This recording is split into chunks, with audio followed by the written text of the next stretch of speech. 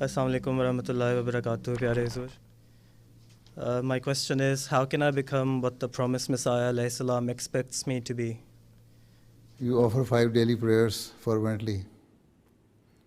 Pray to Allah Ta'ala that Allah Ta'ala make you up to that standard which was expected by the Prophet Messiah Islam for his Jamaat.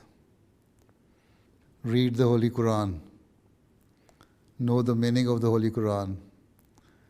Find out the do's and don'ts given in the Holy Quran and try to practice that. Try to read whichever available literature there is with regards to the teaching of Prophet Islam. So this is how you can meet the expectations of the Prophet Messiah Islam and be a good Ahmadi Muslim. Right? ठीक है.